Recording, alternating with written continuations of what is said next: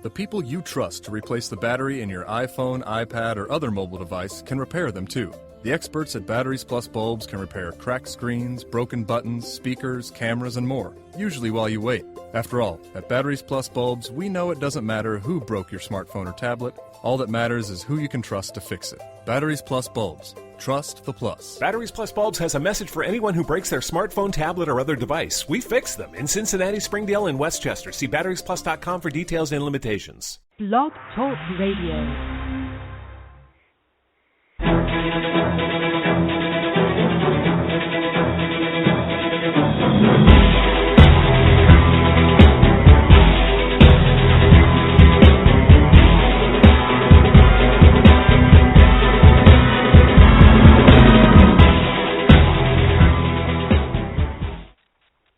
Welcome to the Wednesday night edition of The Grueling Truth. I'm your host, Mike Goodpaster, and as always, I want to welcome in the guy I just like to call it means he's a little bit arrogant and stuff, my co-host, Matt Andruscavage. Why, thank you for that lovely intro, Mike. I can't tell you how much I appreciate it. Well, I mean, that's what I'm here for. But you're a 49er fan, so I figure since we're having a debate tonight, you know, there's got to be good versus evil. Since I'm the Bengal fan, you're the Niner fan, I get to be good, and of course you're evil. I'll take it. Evil wins championships. Yeah, well, when you circumvent the salary cap constantly, yeah, evil wins championships. Oh, here we go. Salary cap. But, well, hey, really, last night we had our first boxing show with Tim Witherspoon. Next Tuesday night we'll have Donnie Lalonde on. You can get all the shows on the Grueling Truth Facebook page. Like I said, the first 30 minutes of our show will be live tonight. The last 15 minutes, if there will be a last 15 minutes, if me and Matt hadn't beat each other up over the phone, you can get that at the top of the hour on a podcast. Tomorrow night, our special guest will be Todd Stussy. He has a app called Scout Site, which is really a great app. He sent it to me a couple days ago. I don't think it's been released yet, but it's supposed to be released towards the end of this week. We will actually demo the app on the show tomorrow night. We'll have Todd in to talk about the draft, his opinion on the offensive lineman. The next Wednesday night, we'll have former Pro Bowl running back from the Atlanta Falcons, Gerald Riggs, who also scored 2 touchdowns in the last game he ever played, which was Super Bowl 26 against the Buffalo Bills. So that brings us to tonight, where we have no guest because Matt wanted to argue with me because it's been a while since we've argued. And so I let Matt pick the topic, and his topic was the top 10 wide receivers ever because, you know, he's a 49ers fan and he wants to get a plug in for Jerry Rice. So we'll go ahead and we'll start off. What was your debate? The real question, if you're going to be honest, was, hey, Mike, since we're in agreement of who number 1 is, who's 2 through 10? Well, this is the thing, though. We may not be in agreement on what number 1 is. You may just be assuming a little bit too much. Well, I'm just going based on former conversations, but you know how you change your opinion from week to week, so. Well, yeah, I change my opinion from day to day because the only way you get better in life is if you're willing to change. You're unwilling to change because you're a 49er fan. And I will bring up the fact of this.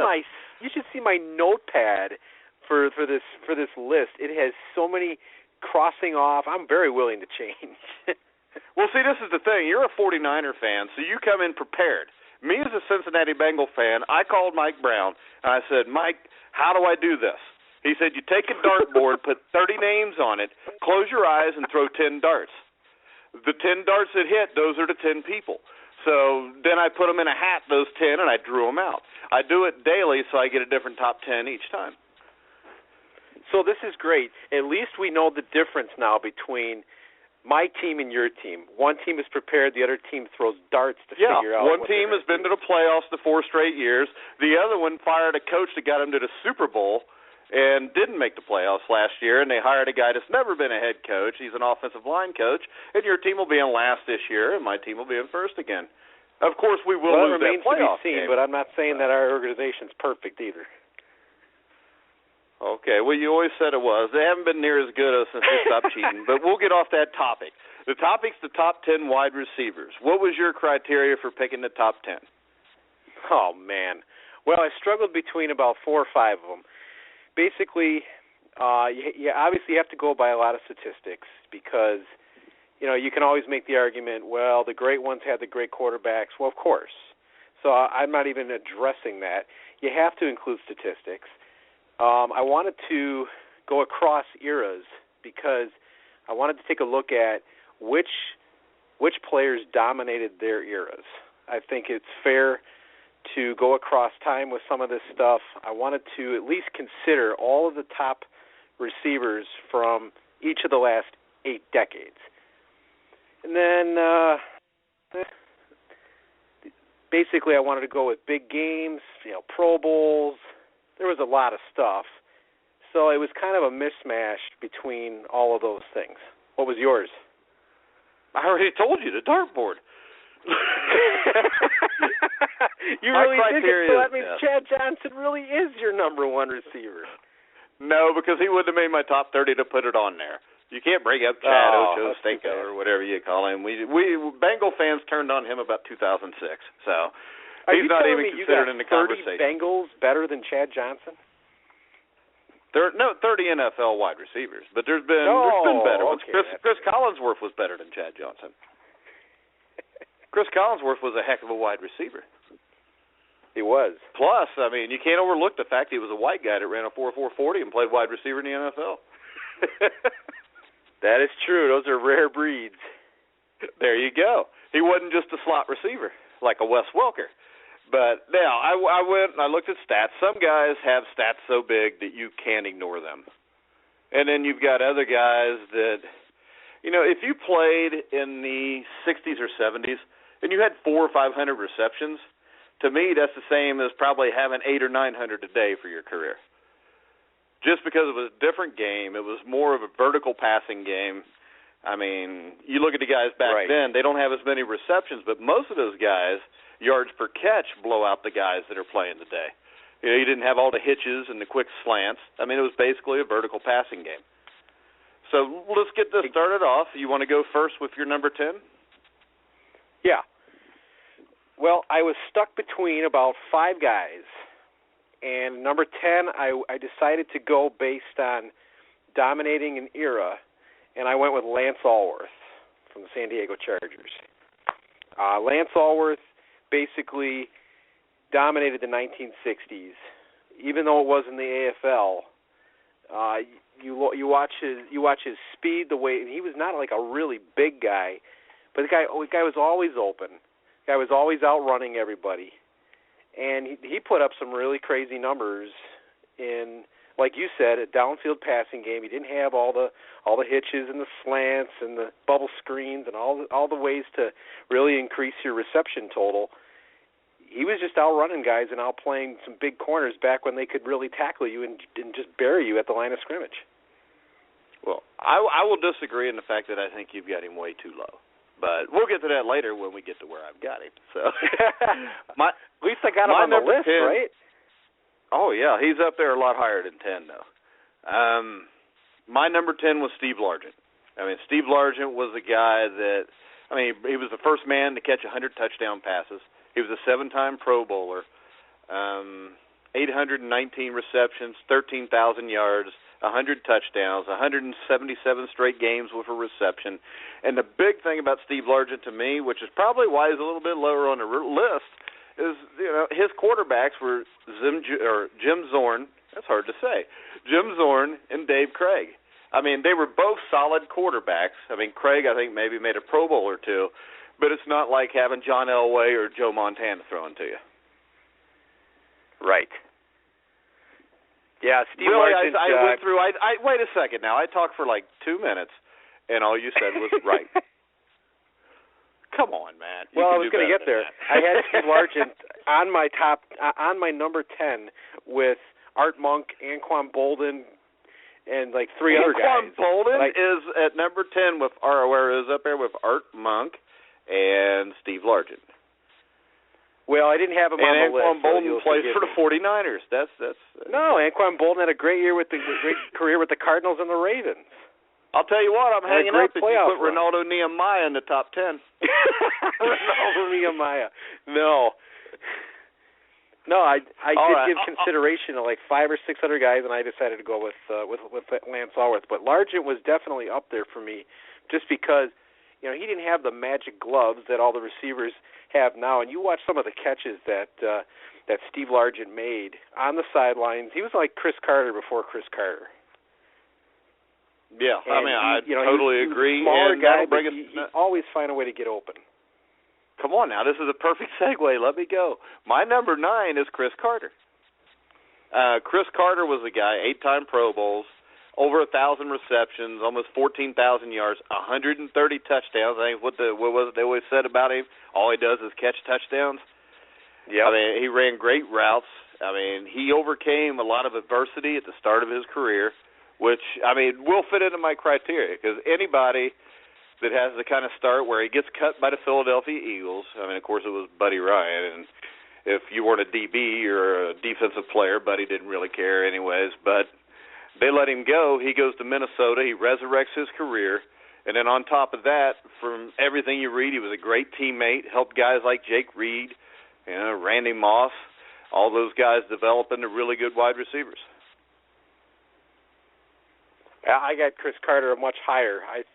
He was one of my favorite receivers to ever watch. Best hands to me in the history of the NFL. I don't think I ever saw the guy drop a ball. He was outrunning guys in his mid-30s, and he was never really known as a fast receiver, and he would still outrun guys. He could catch the deep ball, but he was just clutch. He'd catch touchdowns in big spots. I mean, he was just almost uncoverable. Well, you got to use this argument when you get to it, and if you got him higher, I'd save my Lance Allworth argument. So who's your number 9? I got Randy Moss at number 9. To be honest, I didn't want to even put him on the list, just because the guy really took a lot of plays off. I did not see him as the hardest worker. I don't think he was really all that great of a teammate. Just looking at him, the guy made a ton of big plays, no question. A lot of Pro Bowls, a lot of touchdowns, great stats overall. But in this case, it was one of those. He's got stats that are just too hard to ignore, and he did make enough of an impact that I think he belongs on this list. Yeah, I totally agree. And once again, you just perfectly set it up for me because he's my number 8 guy.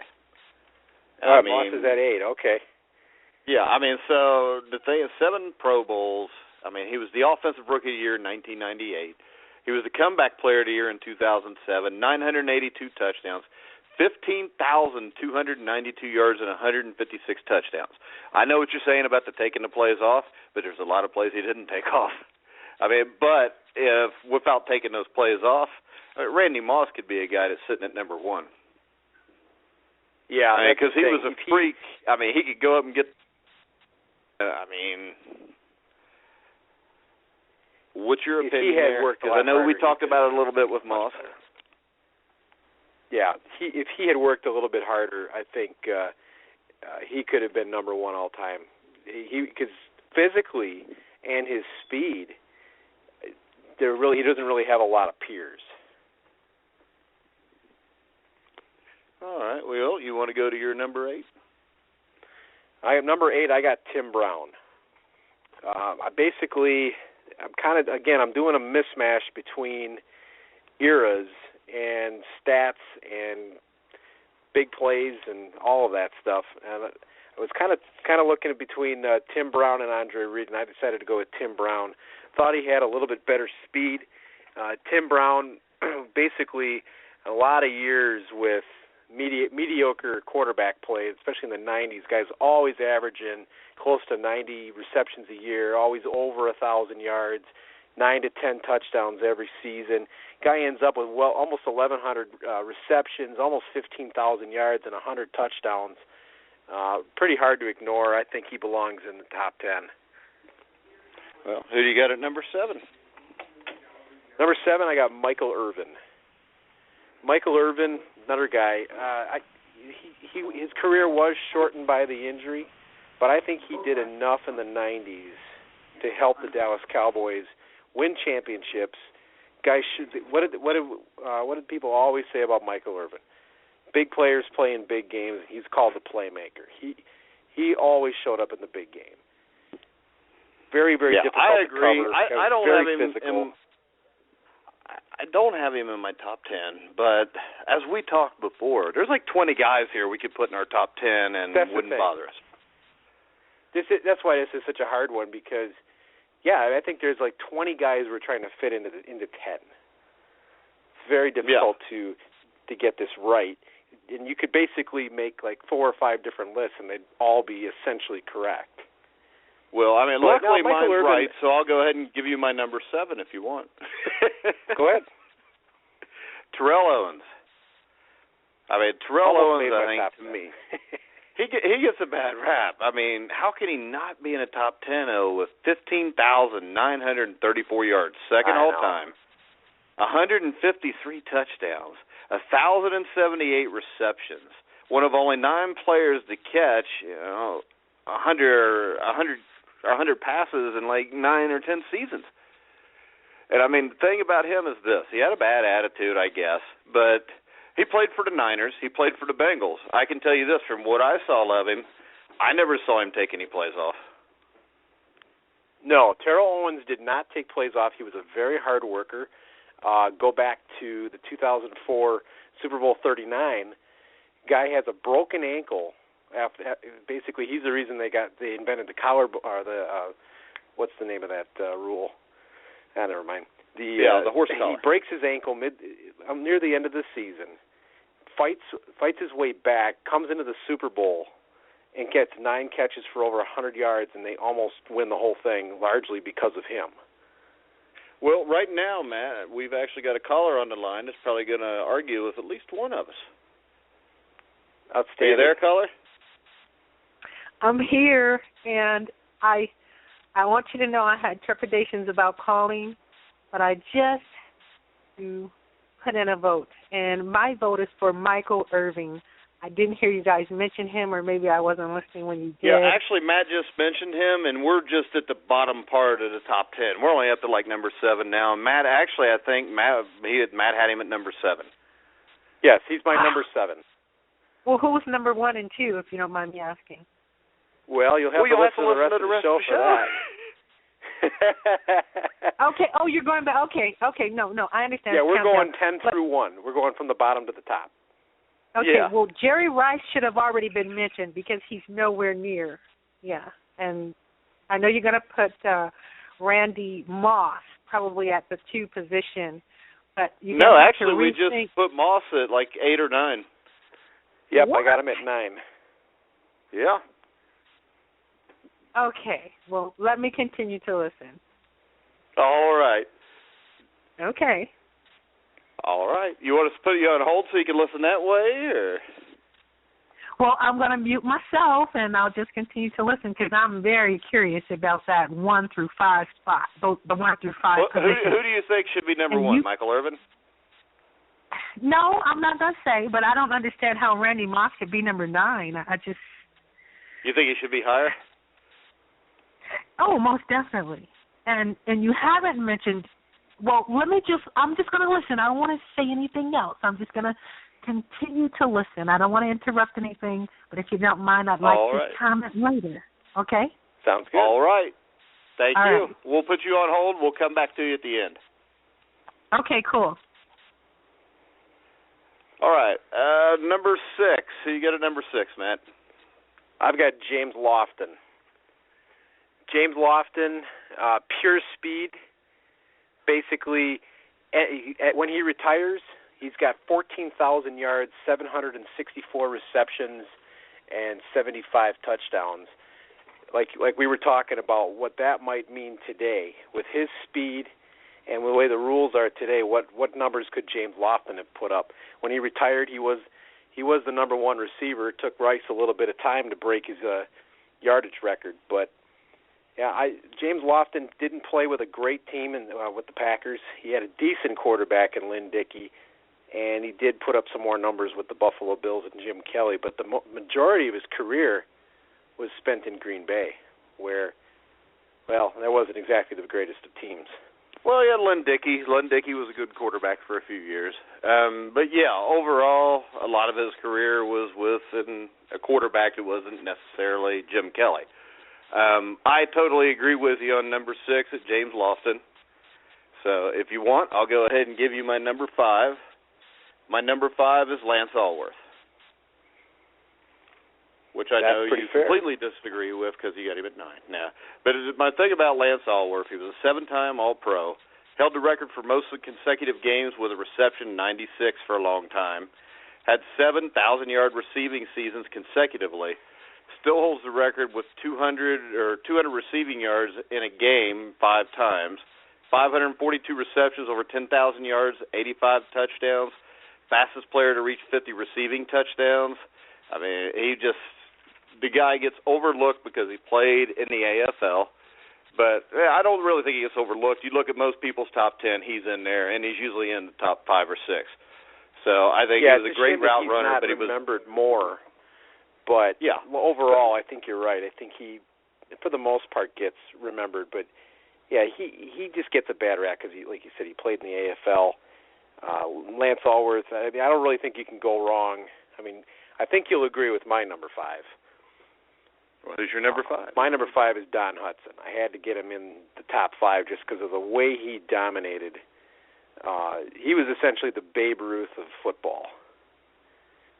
You look at his totals now. I realize that any critics of Don Hudson would say, well, no one else was throwing, and yeah, that's kind of true.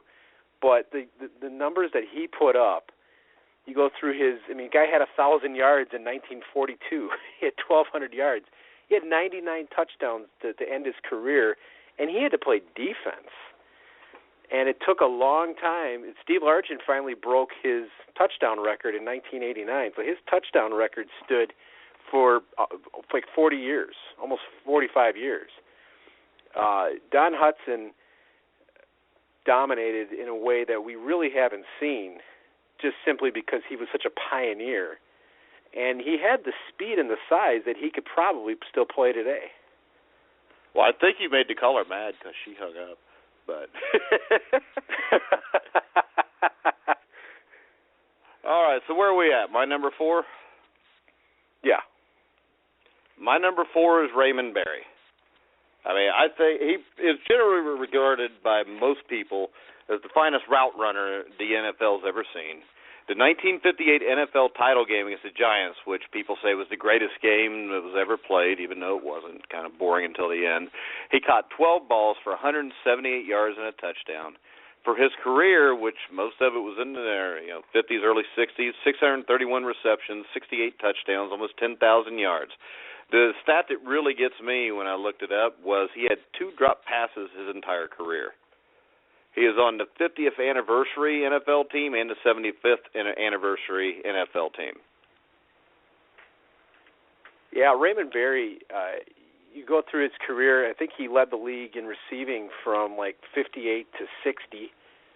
And, not that he didn't do anything after that, but, obviously the stat you just brought up is just mind-blowing. 2 drops. Yeah, I mean, I think he had by far the greatest hands. 2 drops every game. Yeah, I mean, I think Raymond Berry by far had the best hands. I mean, I remember we had Gary Jeter on about a month ago. Yeah. He was talking about, when the Packers and Colts would practice together, how, he would show up 2 hours before he was young. His Uncle Bob played for the Green Bay Packers back then with Lombardi. And so when they'd practice together at training camp, 2 hours beforehand, when the players were just arriving, Raymond Berry was on the field catching passes. And when they left an hour and a half, 2 hours later, Raymond Berry was on the field running routes and catching passes. Right. Yeah. So what's your number 4? My number 4 is Larry Fitzgerald. 6'3", 220. He's got amazing size, really good speed. He's played 11 years, and he's got over 12,000 yards, and he's closing in on 1,000 catches. Guy makes the Pro Bowl almost every year, and he, like Anquan Bolden, were playing on a team that did not have a very good quarterback until Kurt Warner showed up in like 2007. And basically, I think he could get 100 catches with my grandma throwing to him. I mean, the guy just... Your grandma was pretty stout, though, if I remember. Isn't she like 6'2", 220? Rifle arm, I remember seeing it. I believe Mel Kiper thought she was going to be picked in the first round a few years back. I'm sure she was on his big board. But, yeah, Larry Fitzgerald, to me, and when it's all said and done, he could be 2 or 1, depending on how the next few years go. For sure, he's got a shot to me to be, past the next 2 guys on my list. Yeah. Okay, so Larry Fitzgerald was your number 3 or your 4? He's my 4. He's your 4, but he only has a chance to pass the next 2 guys on your list. Okay, well, I got you. 49er fan. All right. Well, I don't see how he's going to pass Rice, but you go ahead. Since you tell me where you got your next 3. My number 3, and that lady's going to be very upset she hung up because I got Michael Irvin at number 3. Oh. I think there's a lot. You had him at like what, 6 or 7? No. I did that for her sake. It's you did that for her sake. Get to hear you say that. Oh, okay. Just like a 49er fan, you got to fudge the numbers when stuff gets tight. All right, but Michael Irvin to me was just a big play. The guy that I most compare Michael Irvin to, if you use another sport analogy, would be the NBA and James Worthy. The guy was great during the season, but when it came time in the playoffs, the Super Bowl, James Worthy was the biggest thing on the LA Lakers when they were winning them championships. He was the guy that showed up every night in the championship series and got it done. I think there's a lot to be said for that. His career was cut short, so his numbers aren't what the other guys were. He had the neck injury. But I believe Michael Irvin was a really good wide receiver, and I think he gets overlooked just because he didn't put up gigantic numbers like the other guys. Yeah, I think so too. I think that's why I had to get him in my top 10, just because of all the big plays and all the Super Bowls. But as a Bengal fan, what would you know about big plays and big games? Well, buddy, I'll tell you what. I know a lot because I've seen a lot of teams make them on us. I bet that I've seen more big plays against my team than you've ever seen your team make. Ooh, that would be a good show for another time. No, it's not even close because we give up big plays all the time. And you guys haven't won anything since 1994, right? So that was 20 years ago. So if I'm like 19 years old or 20 years old and I'm a 49er fan, they're just like me. They've never seen their team win anything either. Yeah, I suppose. Yeah, I suppose we got a little quiet there. All right, I'll tell everybody. I know that y'all are engrossed. Well, right now we got about 2 minutes until we'll go off the air live. You can hear the rest of the show at midnight. It'll be archived, podcast. You can check it on the Grueling Truth Facebook page. You can get it on the Blog Talk Radio. You can follow it on Twitter. I'm at RiverMonster11. Matt, yours is? At Andruscavage. Yeah, I always forget that, but now I've been on yours so much to reshare your articles from Sport France that I'll just put at M, and then it'll come up, and I just click your name, so I don't have to worry about it. Perfect. And remember, tomorrow night we'll have Todd Stussy previewing his new draft app, and next week, Tuesday night, Donnie Lalonde, former light heavyweight champion of the world, will be on the Grueling Truth Boxing Hour. And Wednesday night, Gerald Riggs from the Atlanta Falcons will be on. And then we will have a show next Thursday night also. Guest is not finalized yet. Could be a daytime guest, too. But, all right, let's go. Who's next, Matt? I got my number 3 is Isaac Bruce. Isaac Bruce, another one of those guys that guy led the league in receiving in '96 with Tony Banks throwing to him. He still got Tony Banks in '97. He got hurt. All of a sudden, in '95, I think he had Chris Miller throwing to him when he had 119 receptions for 1,781 yards. Chris Miller was a lot better than Tony Banks, though. Chris Miller? He was a lot better than Tony Banks. You think I said Chris Chandler or Chris Miller? No, Chris Miller was a lot better than Tony Banks. Yeah, he was okay for Atlanta a couple of years there, but I got a pretty good Tony idea Banks that you were a little bit better than Tony Banks. But, Isaac Bruce basically averaged close to 80 balls for like 1,200 to 1,300 yards in his career, ends up with, over 1,000 catches, over 15,000 yards, 91 touchdowns. I always think of him making the big play in the Super Bowl that ended up being the winning score. He's just really difficult to cover, outstanding route runner, did everything right, got good speed, just exactly what I'm looking for in a receiver. I always liked Isaac Bruce. All right. I'll let you give your number 2 next. All right, my number 2 is Chris Carter. I know you got him a little bit lower on the list. Chris Carter, to me, best hands in the history of the NFL. No disrespect to Raymond Berry. I've seen Chris Carter making catches that, Wait a second. Did you say this about somebody else catches. Earlier in this? Or no, that's when I brought up Chris Carter. You brought that up. All right. Go ahead. My bad. I'm a Bengal fan. I made a mistake towards the end of the game. Don't worry about it. So, guy was still outrunning guys in his 30s, even though he was largely a possession receiver over the middle. Guy was never afraid to go over the middle. He'd take the big hit. A leader of the team. Guy would mentor players. Just did everything right. To me, there's only one guy better. Yeah, I disagree. But all right, my number 2 is Jerry Rice. Oh, I was wondering. All right, let's do it. Yeah, you're going to do. I know what you got at Jerry number Rice. 1. I've got nothing bad to say about Jerry Rice. I mean, it's kind of the argument I'm going to give for my 1 and my 2 is kind of similar to our top 10 quarterbacks, my Montana Brady debate. And I don't really think one is necessarily better than the other. But Jerry Rice ran great routes, worked his butt off. What was he, 6'1", 6'2"?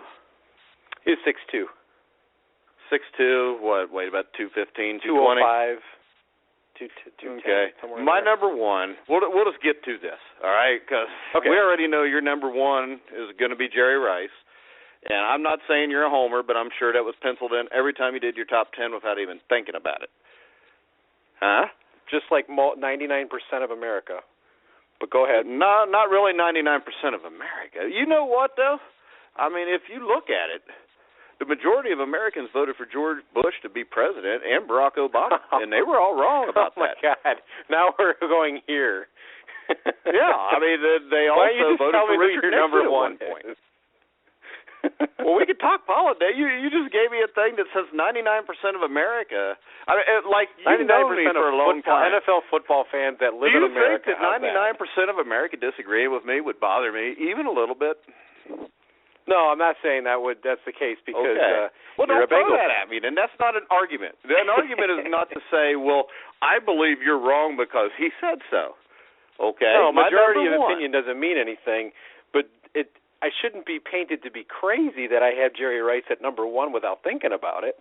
Well, this is the thing, because you're going to try to paint me crazy not having Jerry Rice at number 1, so I figured I would just attack you first. Okay.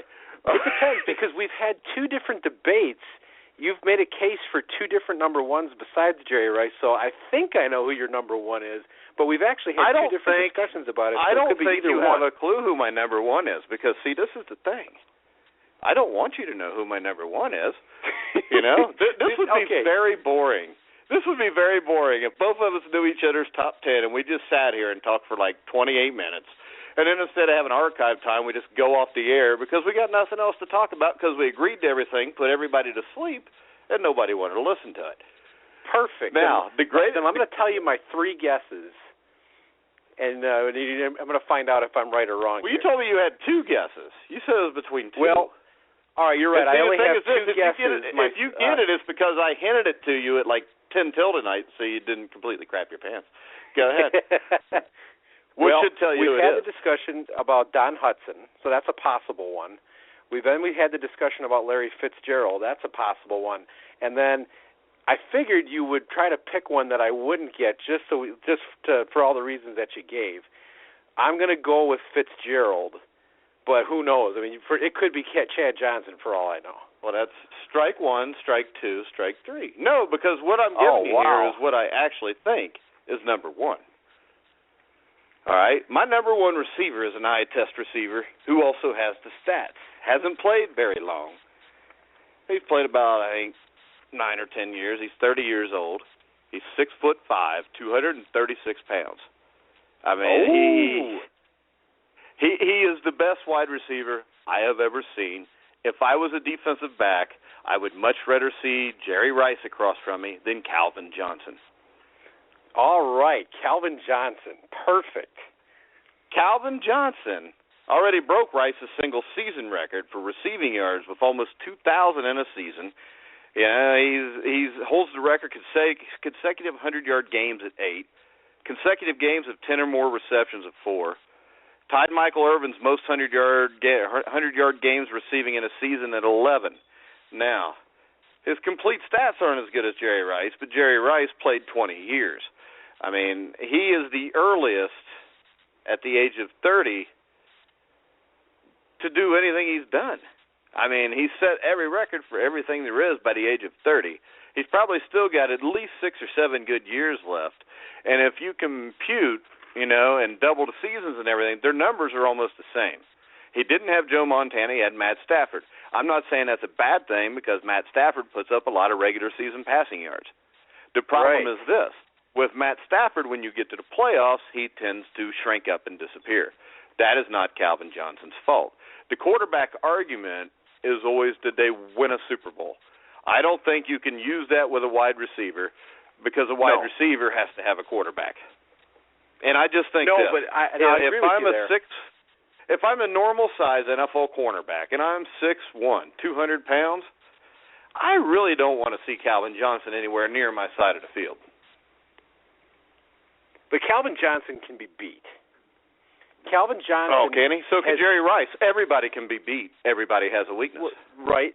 But I have not seen Calvin Johnson make really big plays down the stretch of a season when the ball is there. I've seen him drop balls. I have seen Jerry Rice make a ton more game-winning catches, and they use. Now I agree with you that you can't use the Super Bowl as the benchmark. However, when a wide receiver dominates 3 Super Bowls, that's got to count for something. He dominated 3 Super Bowls. The wide receiver did it all by himself? Okay. So now what we're going to do is, I think even bringing the postseason up, when you got Joe Montana compared to Matthew Stafford, is illegitimate. Because you know what? Joe Montana's always going to put the ball where you can catch it. Matthew Stafford, not so much. Well, that argument can be made for any receiver. You can take a receiver like Roy Green from the Cardinals, and he didn't play with a great quarterback all his career. I watched the 87 divisional playoff game against Minnesota. Jerry Rice dropped 2 passes. One of them was relatively big when they were behind a couple touchdowns and could have made a play. So I think it's very unfair to say here that he dropped some passes. Pick one of their worst games ever. Well, you know what, though? That's what you're trying to do to Calvin Johnson, because any receiver you find, even Chris Carter, I guarantee you, if you look deep enough, you can find a game where he dropped a few balls.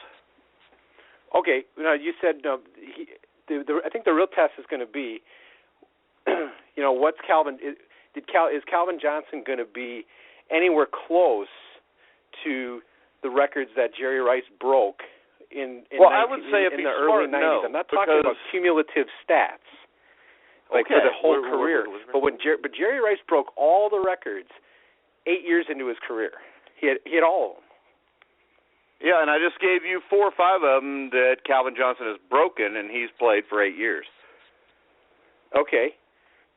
Calvin Johnson broke Rice's single-season record. I'm pretty sure I said that. Consecutive 100-yard games, broke that. Consecutive games, 10 or more receptions, broke that. Tied Michael Irvin's most 100-yard games in a season. Now, this is my problem here. You said that he basically set all the records. But Calvin Johnson just broke one of them that Michael Irvin had. Calvin Johnson's got 74 touchdowns. By this time in Jerry Rice's career, he was well over 100. Okay. What's that mean? That means he was on a better team and had more opportunities to. Well, then, all right, then this is why. Okay, you're arguing in circles here. You're gonna anytime Jerry Rice did something better, you're gonna say it's because of Joe Montana. No, I'm saying this. He played on better teams, which gave him more opportunities to catch balls. Are you telling me that you believe if Calvin Johnson would have played with that 49ers team, not necessarily just Joe Montana, it's also offensive line, everything else, are you telling me that Calvin Johnson would only have 74 touchdown catches? I'm not sure about that. Calvin Johnson doesn't always get touchdowns. They don't always go to Calvin Johnson because he's got three guys on him. Jerry Rice also faced a lot of double coverage in the red zone. Okay, now you're getting to my other point. There's no John Taylor on the other side. There's no Roger Craig in the backfield. There's no Tom Rathman playing plenty of good players like Reggie Bush and Reggie. Oh, wait a second receivers now. alongside him. Has Reggie Bush had a 1,000-yard season? Reggie Bush only plays half the season. I mean, Joique Bell was their main running back this year. I mean, come on. You got to give the guy a break. I think it's a little early the only guy Calvin there. Johnson, number one. My point is this. My point is not the fact. I can tell you this. He's 6'5", 236, 4'3", 40. Huh? Physically, he definitely outclasses Rice with just pure physical tools. Yeah. Well, pure physical tools has a lot. That's why they put three guys on him, and there's nobody else on the field to go get the ball half the time. He had a little bit more help this year, but that's also what I'm saying. When you are on a team that is not as good, you're going to get triple and double teams all the time. When you're on a team where you've got John Taylor on the other side, you got Roger Craig running out of the backfield catching passes, you get a lot more single coverage. You get a lot better numbers. This is not saying, well, it kind of is saying it's because of the teams they were on, but it's true. I mean, if you're getting double and triple teams, you're also going to drop a few balls. And you know what? I never saw Jerry Rice go up in too many. I never saw Rice go up over top 2 or 3 receivers and pull the ball away from him. I have. I've seen almost every game the guy played. He's gone. He's almost every game he played. No, not every game he played, but not triple covered, not necessarily all the time, not double covered all the time, but he faced a lot of double coverage. And I'd also argue that the corners that he played against were better. He had to play the corners that Rice played against were better. No way. Yeah, I know this. Rice didn't have much luck with Deion Sanders. Yeah, he played against Deion Rod Sanders Woodson. shut him down. Huh? Deion Sanders did get the best of him a number of times. He's the only corner I've ever seen. Who got the best of Calvin Johnson? He never had to play Deion Sanders. He played Darrelle Revis. The greatest might have been the greatest corner that ever lived. I thought Darrell Green's the greatest corner ever lived. You're talking about Deion Sanders, right? I'm sorry, but Darrell Green too, and he beat him. Today, corners are much bigger, much more physical. They're faster. They're better trained. You know, there's a lot more science into the training now, outside of just steroids. But you're playing against bigger, quicker, faster guys. Yeah, but none of them exist in the NFC North. There's a big difference between playing a 6-foot corner. Yeah, but you don't just play the NFC North. And like I said, did Revis shut him down last time they played? I mean, he held him down a little bit, but he still had 8 catches for around 80 yards and a touchdown. You know, I don't remember Jerry Rice too often getting the best of Deion Sanders. Not Deion Sanders. He did beat up Rod Woodson. He beat Darrell Green. Okay, now tell me the guy that gets the best of Calvin Johnson. I have not seen Richard Sherman play him yet. As we will this year. They have played. I just think it's a little early to put Calvin Johnson number 1. Now, he could end up number 1. I just think it's a little early. Well, if you look at him, he's 30 years old. He's played 8 years. That's enough to go on. And now comes the part that's real hard, longevity. Oh, I thought you meant the part where we got to wrap it up because we only got like a minute and a half left. Yeah, you better wrap it up. Yeah, you're losing. Everybody agrees that I won because I just had 5 people on Twitter say you're absolutely right, Coach. And a couple people said that Matt guy's nuts. But that's the actual tweets I got, too. You know I would not lie about that. Probably called all your friends we're about out of get time. Them listening and tweet me, make me sound right. But this was fun, actually. But tomorrow night, Todd I'm glad you picked a Stussy. different guy.